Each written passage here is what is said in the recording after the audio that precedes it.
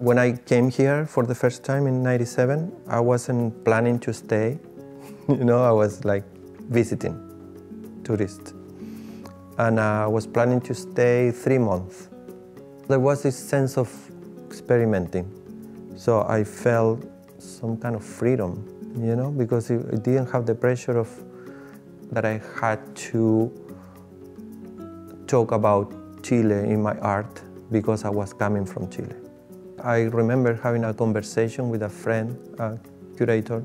We always talk about art and my work, her work.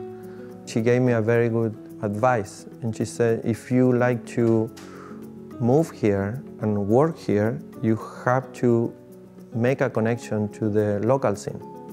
Don't expect the people here to understand what you know about Chile, because nobody knows anything about Chile here, Before I moved to New York, I was already working with electricity and with lights. And then when I moved here, I had ideas about the use of fluorescent lights, fluorescent tubes.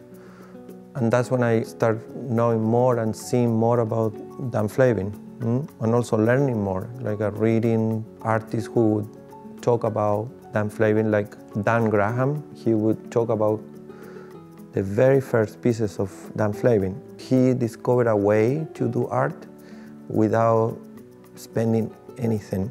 So he would do installations. He would go to hardware stores and get, let's say 200 light fixtures and use them for 28 days, do a show, a complete show, and then he would return them back to the hardware store. And those are the pieces that for me are very important. As an inspiration, is such an interesting, way of working, and also it links with the idea of basically strategies of survival, strategies of how to make art, like how the technique and the context are so connected. After I left, and then 4 or 5 years ago, I realized that the way I'm working here now is impossible to work in Chile, because it just functions in a completely different way. There are few galleries in Chile, but there aren't collectors that would support your work or buy your work. Museums don't have a big infrastructure. So in a way, Chile, the artistic scene is very pure. It's truly real artistic. It doesn't have any connection to art market because it doesn't exist. So that's when I decided to work with the music label, because it's a way for me to work in a context, to work with artists in Chile. So the name is inspired by a complicated situation that I learned while I was living in Chile, which is, when people look for the people who was killed and disappeared during dictatorship, the only thing they find are their bones. The bones are basically a record, right, of an identity. Recording music is also a way of working with the idea of memory. And I thought, well, Hueso Records, the huesos, the bones, is a way to represent that idea.